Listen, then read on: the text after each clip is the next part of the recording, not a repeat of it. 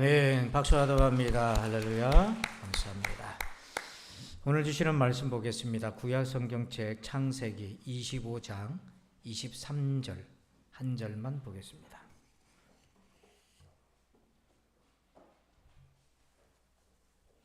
창세기 25장 23절 한 절입니다.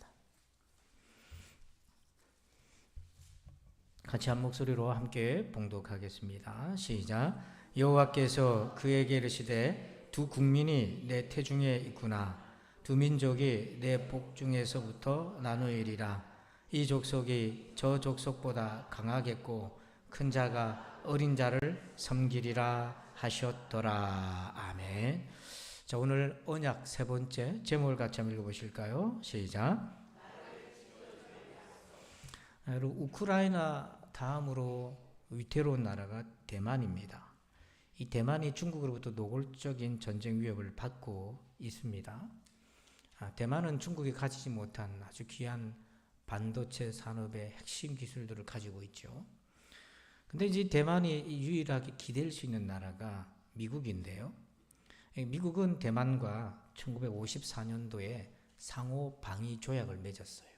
상호 방위 조약이라 하면 두 나라에 어떤 나라에도 전쟁이 일어나면 각자 자기 나라에 전쟁이 일어나는 것처럼 참전한다, 그런 의미가 됩니다. 그런데 1979년도에 큰 변수가 생겨요. 미국이 중국과 수교를 하면서 중국이 내건 조건이 대만과의 상위 서로 방위 조약을 취소하는 것이었어요. 그래서 그때 대만은 더 이상 미국과 방위 조약을 체결하지 못하고 그것이 이제 취소가 돼버렸죠.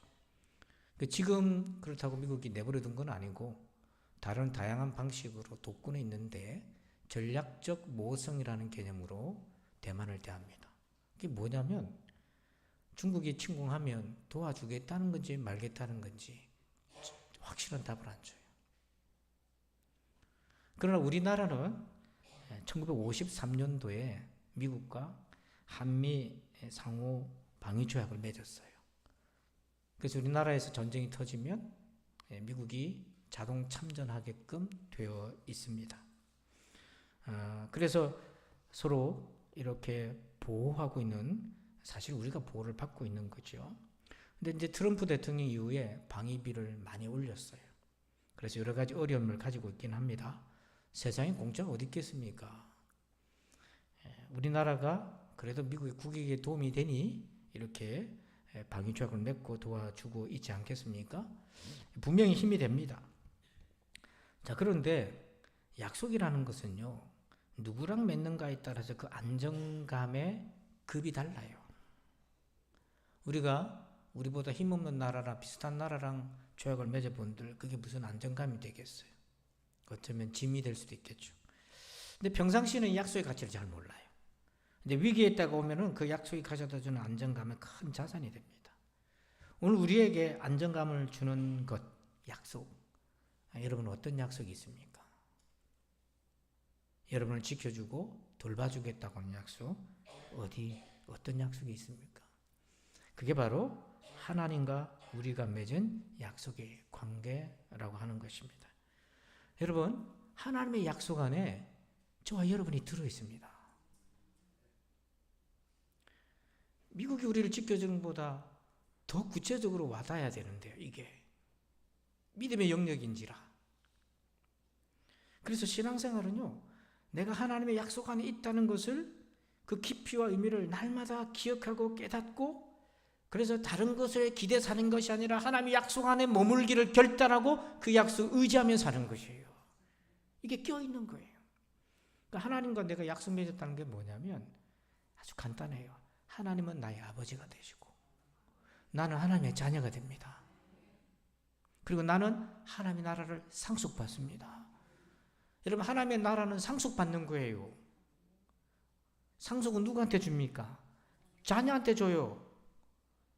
120% 무흠한 자에게 주는 게 아닙니다. 아무리 모욕 12번하고 깨끗해도 내 자녀가 아니면 나는 내 유산을 줄 수가 없어요. 그러면 그 약속에 증거가 있어야죠. 두 가지를 줬어요. 대표적으로. 하나는 예수님을 나를 대신에 십자가에 내어주신 것. 또 하나는 그를 믿는 자에게 주시는 성령 하나님. 십자가의 예수님과 성령 하나님 우리에게 보증으로 주셨어요. 하나님의 약속이 있고 반드시 지키신다는 보증으로 주셨다 이 말입니다. 이 보증 여러분 안에 있기를 축원합니다. 그러니까 우리가 궁극적인 안정감은 바로 내가 하나님의 약속 안에 있을 때 느끼는 거죠. 다른 건강, 여러분들이 모아놨던 재산, 자산, 인간관계, 또 직업이 보장해 주는 거, 노후 대책, 뭐 이런 것들이 다 안정감을 주긴 하지만 그 어떤 것도 우리를 죽음으로부터 건져낼 수 없어요. 그 어떤 것도 우리에게 두려움에서 건져낼 수 없어요. 하나님만이 그렇게 하실 수 있어요. 참 놀라운 거는 가난하고 형편이 어려워도 하나님 언약 안에 있는 사람은 복된 삶을 살아요. 근데 아무리 가졌어도 하나님의 약속이 없는 사람은 늘 불안하고 쫓겨요. 행복을 느끼는 순간이 있지만 조건적이고 찰나적이에요. 자, 그러면 하나님과 언약을 맺은 우리, 그 언약은 어떤 의미가 있는가? 오늘 세 번째 야곱을 통해 한번 그 은혜를 만나고자 합니다. 첫 번째는 이것이에요. 1번 제목을 봅시다. 시작. 언약은 하나님의 뜻이다. 또 다른 말로 하면 언약은 하나님의 사랑이다 라고도 얘기할 수 있어요. 자, 23절을 같이 읽어볼까요? 시작. 여호와께서 그에게 이르시되 두 국민이 내 태중에 있구나. 두 민족이 내 복중에서부터 나누이리라. 이 족속이 저 족속보다 강하겠고 큰 자가 어린 자를 섬기리라 하셨더라. 아멘. 아브라함이 100세가 되어서 아들 이삭을 낳았잖아요. 이삭이 늦게 이제 자식을 낳게 되는데 리브가 뱃속에 쌍둥이가 들어있었어요. 근데 하나님 뭐라고 얘기했냐면 두 민족이 있다. 근데 큰 자가 에서죠.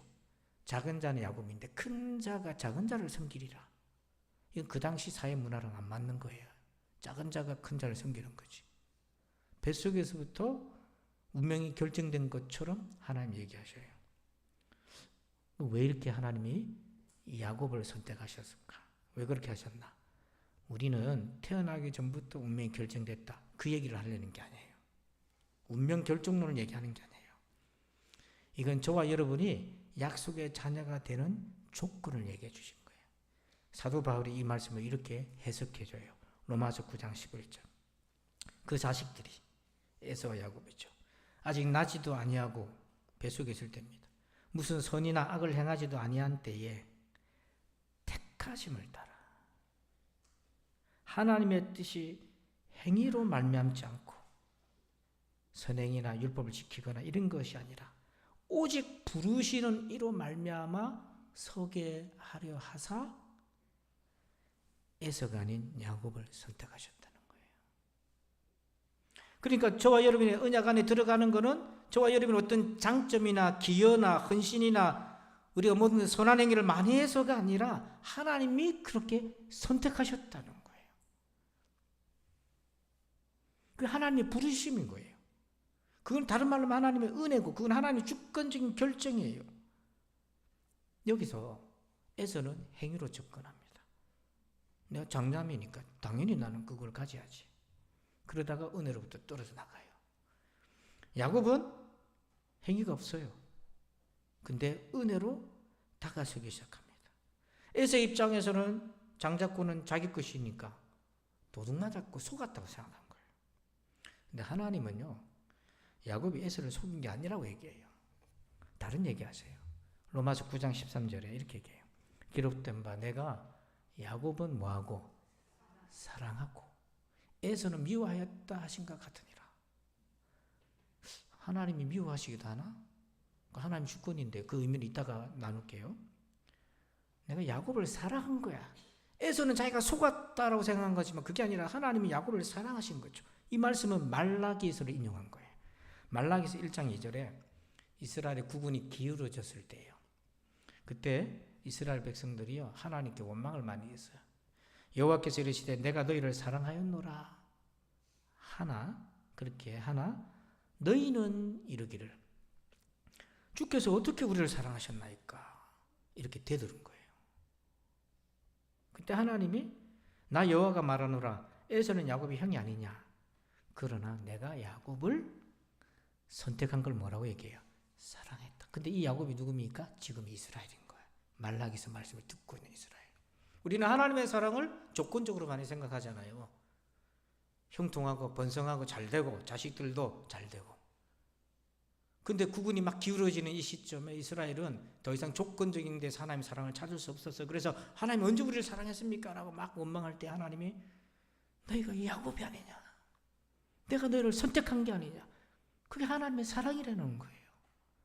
따지고 보면 이스라엘이 처한 국군의 어려움도 이 하나님의 사랑을 멀리했기 때문에 자초한 겁니다. 사실은 이 사랑이 얼마나 귀한지 하나님이 어머니 리브가를 통해서 야곱에게 사랑을 베풀어 줬어요.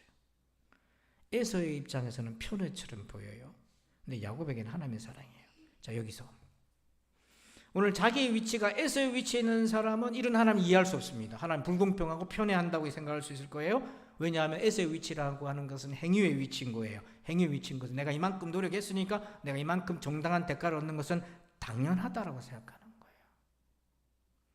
근데 그 당연함의 뿌리를 파고 들어가 보면 주님 비유하셨잖아요.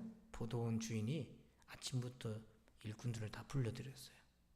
이미 일꾼들이 준비되어 있음에도 불구하고 불렀어요. 그래서 맨 먼저 와서 하루 종일 일한 품삯 일꾼이 있고 해 떨어지기 1시간 전에 들어온 사람이 있어요. 다 일을 하고 품삯을 주는데 해 떨어지기 1시간 전에 온 사람에게 삭을 주죠. 한 데나리온을 줘요. 10만 원을 줬어요.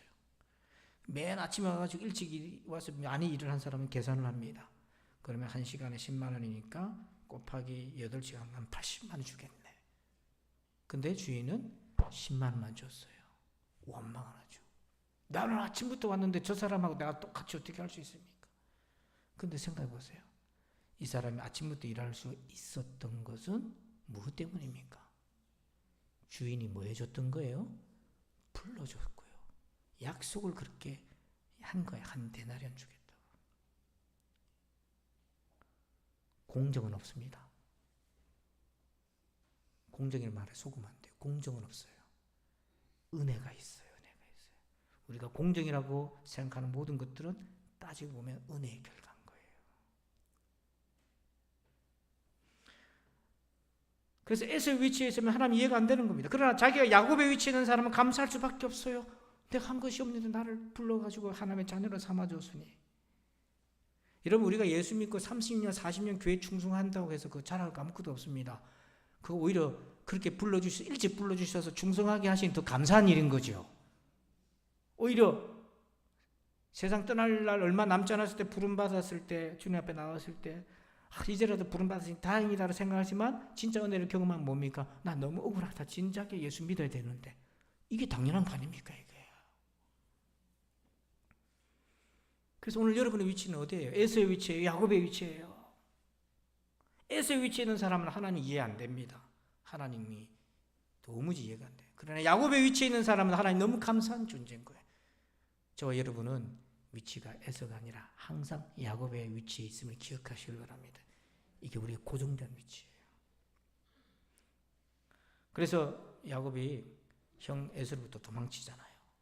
에서는 개인적 인물이기도 하지만 경쟁, 비교, 우월 이런 사회로부터 야곱이 도망치는 거 견딜 수 없어요. 거기서 살 수가 없어요. 그래서 루스라고 하는 땅에서 노숙합니다. 지금은 베델이라고도 하는데요. 거기서 하나님 찾아오셔요. 야곱이 뭘 했다고 하나님 찾아옵니까? 아브라함처럼 찾아오셨어요. 저와 여러분처럼 찾아오셨어요. 바울처럼 다메섹에 찾아오셨어요. 고넬료처럼 베드로를 보내서 찾아오셨어요. 뭐 한 게 있다고? 에디오피아 네시처럼 고향으로 가는 그것에 빌립 집사를 보내셔서 찾아오셨어요. 뭐 한 게 있다고? 20년간 외삼촌 집에서 종살이 할 때 족하긴 하지만 사실상 종이랑 마찬가지였는데 하나님이 지켜줬어요. 가정도 세워줬어요. 12아들도 하나님 주셨어요. 보호해줬어요. 돌아오는 길목에서 형 에서를 만나 모든 걸 잃어버릴 위기에 놓여있을 때도 하나님 지켜주셨어요. 다 이게 뭡니까? 하나님의 사랑을 입은 결과예요. 야곱이 뭘 그만큼을 한 게 아닙니다. 그 사랑은 하나님이 우리 사랑하시는 것은 우리의 어떤 행위나 조건이 아니라 믿음이라고 하는 거죠. 그 믿음이 뭐냐면 오늘날로 적용하면 예수님이 하나님의 아들이신 걸 믿는 겁니다. 여러분, 예수님이 하나님의 아들이신 걸 믿는 것입니다. 그분이 나를 위해 십자가에서 대신 죽으셨다는 걸 믿는 것입니다. 그를 믿음으로 모든 죄가 용서받았다는 걸 믿는 것입니다. 그래서 내가 하나님의 자녀가 되었다는 걸 믿는 것입니다. 그런 자에게 성령 주신 것을 믿는 것입니다. 성령 받으면, 중생하면 그때부터 하나님의 형상을 닮아가는 존재로 바뀌어요. 중생 안 하면 하나님 형상 닮지 못해요. 교육이나 철학으로 조금 다듬어질 수 있을지언정 우리의 영혼에 있는 점들을 해결할 수 없어요. 두 번째, 2번 제목을 볼까요? 시작. 중생의 명분이 필요하다. 자, 34절 여러분들만 한번 읽어주세요. 시작.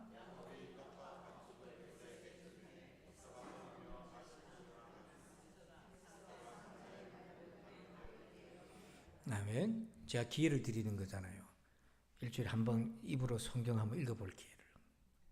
장자의 명분을 가볍게 여겼다. 이 장자의 명분이라는 것은 태어나면서부터 갖는 권한입니다. birthright라고요. 에서는 어차피 팥죽 한 그릇으로 장자권을 판다 한들 그건 뭐 말뿐이고 내가 나중에 부정하면 되지. 내가 언제 그런 말 했노? 시집이 떼면 되는 거 아닌가? 그리고 장남이라는 것은 태어나면서부터 가지고 있는 특권인데 세상 사람들이 내가 장남이라는 거 다 아는데 그걸 뭐 어떻게 바꾸겠나? 근데 여기서 해서 착각한 게 하나 있어요. 장자의 명분이라는 거는 장남한테 고정되어 있는 게 아니라는 거예요. 얼마든지 바뀔 수 있는 거예요. 그 당시는 육신적 장남이 장남이라고 인정받았지만 하나님이 보실 때는 육신적인 장남은 장남이 아닌 거예요. 육신적인 유대인이 하나님의 백성이 아닌 거예요. 교회 다닌다고 하나님의 백성이 아니라는 거예요. 거듭나야 된다는 거예요. 하나님 인정해 주셔야 되는 자녀라는 거죠. 그래서 로마서 2장 28절에 바울이 혁명적인 얘기를 하잖아요. 자기를 부정하잖아요. 무릇 표면적 유대인이 아니요. 표면적 육신의 할례가 아니라 내가 부모님 유대인이라서 태어났는데 그렇다고 내가 하나님 백성 아니다 나. 그리고 할례 하나님 언약의 징표인데요. 하나님과 약속 맺은 징표인데 신약에 와서는 우리에게는 십자가가 되죠. 근데 육신의 할례가 있다고 해서 하나님 백성 아니다. 29절에 이렇게 얘기해요. 오직 이면적 유대인이 유대인이며 이게 무슨 말입니까? 거듭난 신자만이 하나님 백성이라는 거예요. 그리고 할례는 마음에 해라 영에 있다. 율법에 있는 게 아니다. 육신의 자녀가 하나님의 자녀가 아니라 거듭난 중생한 자녀가 진짜 하나님의 자녀다라고 말씀해 주시는 거예요. 그 메시지를 에스를 통해 우리에게 주고 계신 거예요. 그래서 요한복음 3장 6절에 육으로 난 것은 육이요. 부모님이 유대인이라고 해서 자식도 유대인이다. 그렇다고 하나님의 백성인가? No, 아니라는 거예요. 이미 그건 실패했다는 거예요. 이스라엘 구약 역사를 보세요. 하나님 마음 아프게 한 게 이방인입니까? 하나님 백성입니까? 사실 하나님 백성이 하나님 마음 아프게 한 거 아니에요. 다 육신의 혈통만 믿고 내가 하나님 백성이다 크게 떠들고 제사도 형식적으로 드리고 마음은 죄 가운데 있고 안 된다 이제.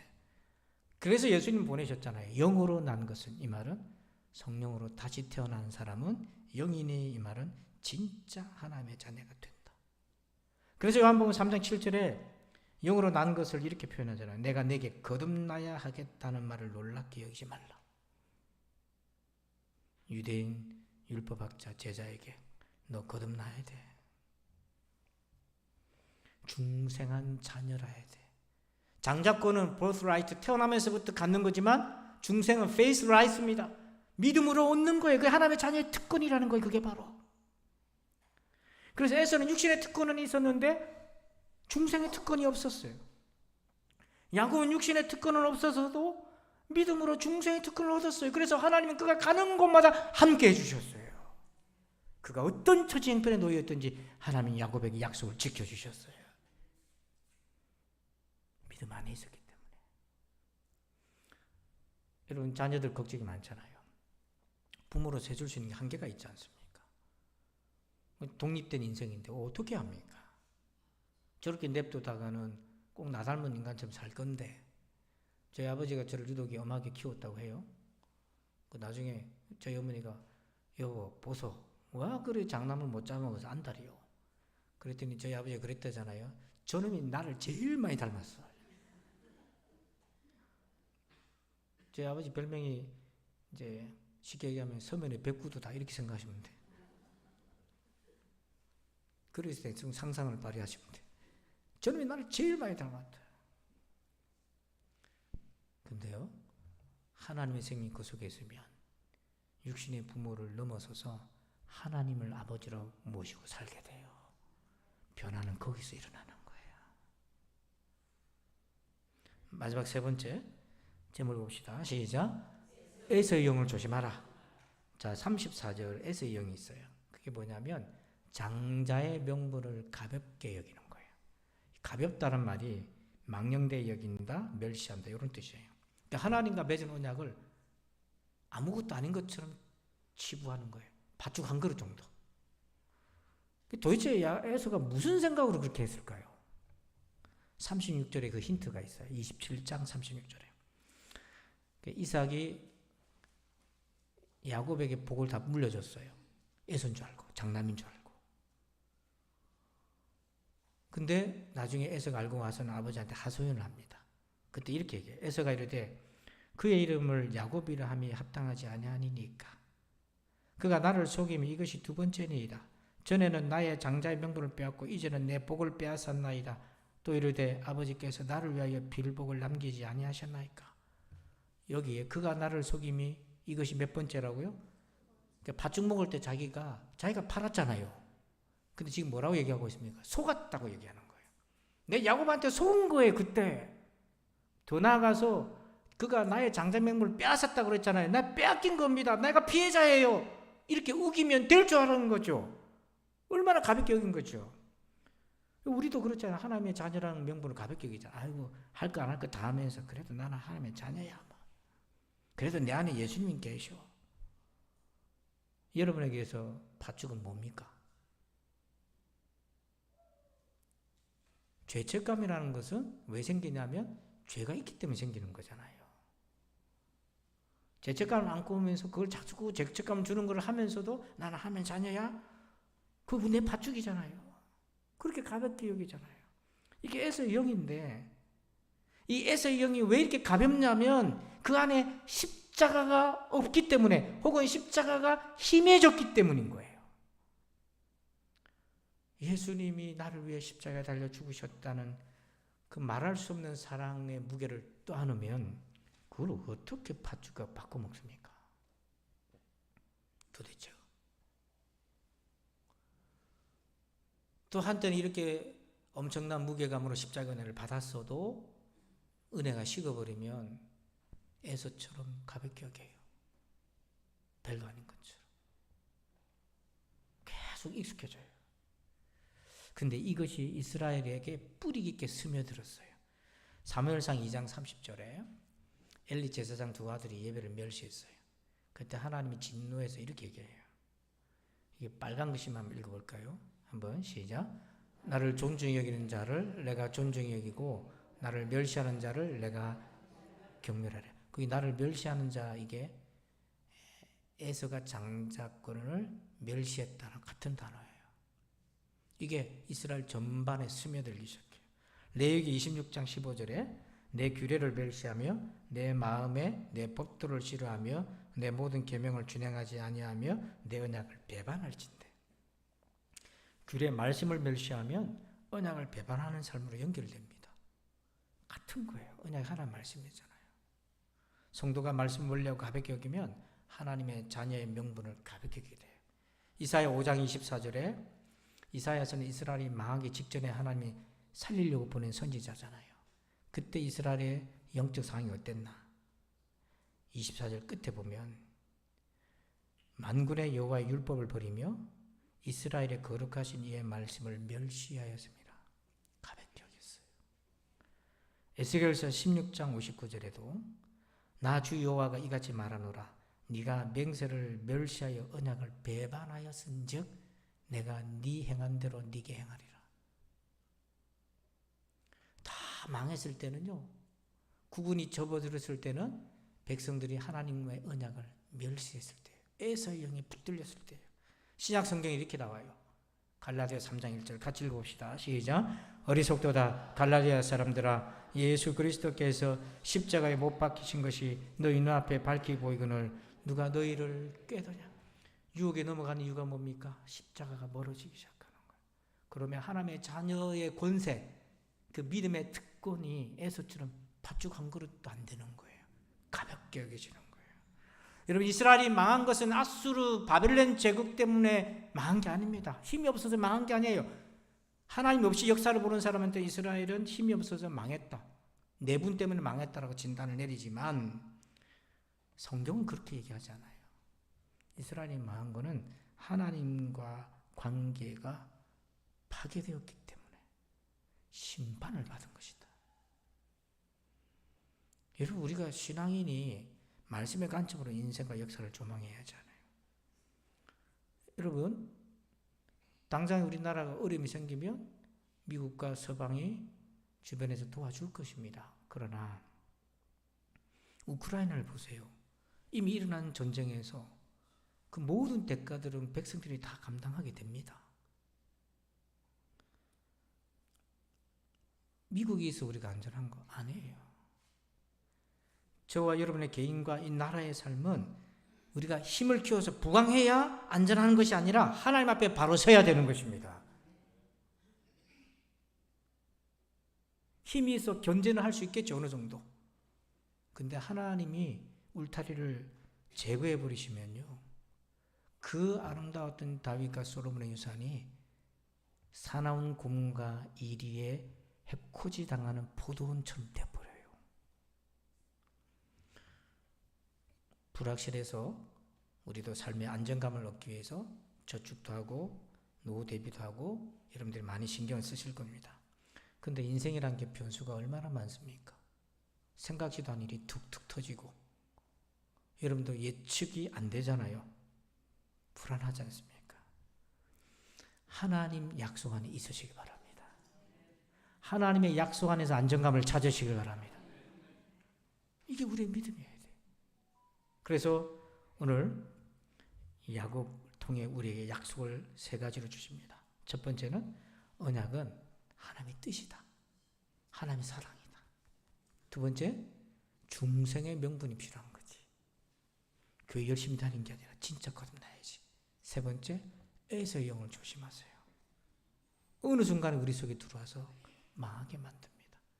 하나님의 자녀의 특권을 가지고 약속 안에 있기를 바랍니다. 약속 안에 있기를 바랍니다. 아버지 감사합니다. 하나님의 언약 안에 우리가 있기를 소원합니다. 도와주시옵소서. 다른 것을 기대고 다른 것에서 안정감을 취하려 하지 않게 하시고, 하나님이 나의 아버지가 되고 나는 하나님의 자녀가 되고 나는 하나님의 나라를 상속받고 그 보증으로 예수님의 십자가의 은혜와 성령님이 우리 안에 계신 것을 기억하게 하여 주시옵소서. 하나님, 내가 주의 약속 안에 있다니요, 감사합니다. 영광을 받아 주시옵소서. 예수님의 이름으로 기도하옵나이다. 아멘. 우리 앞뒤좌우로 우리 서로 하나님의 약속 안에 있습니다. 서로 한번 인사할까요? 하나님의 약속 안에 있습니다. 하나님의 부르심이란 찬양 부를게요. 하나님의 부르심이란 찬양을 같이 드릴 텐데 이 찬양하고 기도합니다. 다른 기도하지 말고, 하나님, 내가 하나님의 언약 안에 있음이 믿어지게 해주시고 매 순간 그 약속을 기대어 살게 도와주십시오. 약속의 사람 되게 해달라고 우리 그렇게 기도하도록 하겠습니다.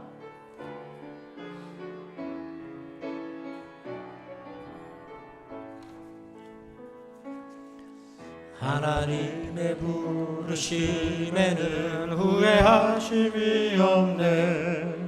내가 이 자리에 선 것도 주의 부르심이라. 하나님의 부르심에는 결코 실수가 없네.